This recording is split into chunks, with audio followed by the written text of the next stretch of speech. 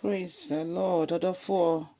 Onyankopon nhyira bebree se woni me ewo otiase asendwumedi eso.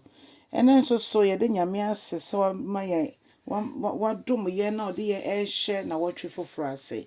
Ye bompa se bebi biara obia ekọ Ewurade mma wa ahoɔden na fa kɔ. Me bompa ye ede ma omo a sabre omo ye mre omo mugu ayaresabia omo ani da so nyina sa omo mahwere omadofo ekunafo inyisia njanka bompa ye Ewurade ma wo nsa so ye de wasese Ewurade wa makwan ma Ewurade nipa bi wo ho mu gina mu ede ma omo etese ye de wase wonwumaku ahodo we bie a Ewurade wona momoso na wo de boa afoforo Ewurade yese ye da wase ye bompa ye se obedum ya ahoɔden a nya wansem be kyerɛ ye no eno na ye betimi aye e de ahye wani onyam ene nso so yesro se bo ye na ensi ye yie e wo Jesus Christ dey mu ye da wase bebre fa wa kwan nyame nkronkron na kyerɛkyerɛ ye e wo Jesus dey mu odofo mesama wa kwa aba na meka se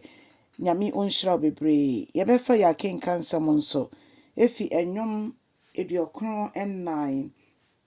enson edikosi dubaakon si ye hwa ase finfiti ase na se onyankopɔn se awerɛtoɔ edi wɔ me se no nti no menyini se ye koma ye ho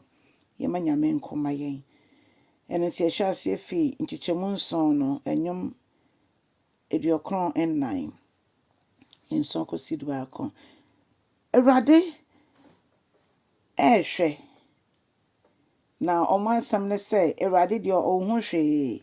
Ewurade hu bibi anka ne ye nka ohun ana Ewurade otie mpaebɔ anti mpae bebrebe ama boyi nko nyame nti onte ye obema memoaye odofo yankopɔn ohun bibia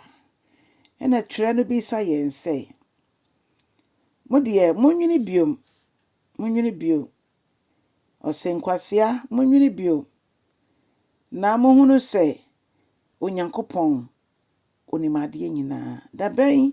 ena mobesua se mobehu so ye nyame ose nso wugidi se na so esi ana ne obo aso no na so esi dabi ni a obo eni no ne ni efra na dabi eno nti ni a ono no otwe amayamaya so wunyini se ye boni bebrebe a ye enso obetwe ya so onimade nyina na afe ose ono nso onimuni a ye bibia ye ne kukuwa mu bia onyankopɔn onim ose Ewurade nim nipa adwene na onim se ya adwene a ya adwene nyina emfa so mpo eni so odofo bibia ye beye wabra enye onyankopɔn na ehye yense yenye ana bibia ye beye na ye tenkasa nyame nkronkron ye kasa se saade we enso mani no odofo Bible kyerɛ anope se yentwe ye ho emfiri ho etodo bia ye kan madwumadu no ho asem se na enum ye nyansafo na enum so ye nkwase a enya de ye daache asem esesi a ekoso efise me ne wo nyina ye twa ifukuru no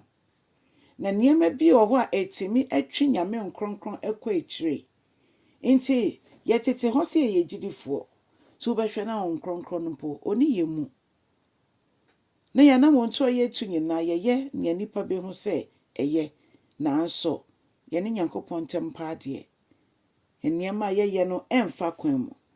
onyankopɔn asem twese se wote saa bomode ne ho se nyankopɔn ona ye ne ni tuade nyina eye adom wanam Yesu so na ama wama ya nhoma saa eni nti o se da ben ene ye ni beba ye ho so moma ye ni mra ye ho so sesi a se de be ya yen ya yeramba e se ne ya hwe ne kwan ne nim time obeba ye nim bro beba na so beba na se yengon asa ye be ye den ena ye ne no akọ enti moma ye nkoye meburu nkwasea no moma yenye memburu a omuni munyansa no a ombekoso ama omungo no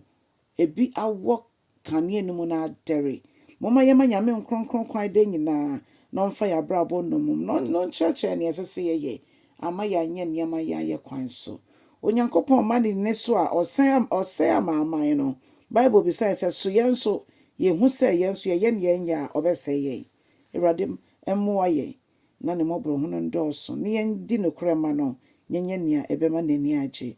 ɛwɔ Jesus Christ dim. Sɛ Yesu ama ɛnna a yɛbɛhyia ɔkyena ɛwɔ line so. Bɔmmɔden na kyɛ asɛm no na twe ɔkra bi nso adwene gyina Nyame asɛm so na ma ɔkra nso bɛhu Ewurade. Onyame nhyɛ bebree na so aba ɛwɔ da yi mu. Bye bye.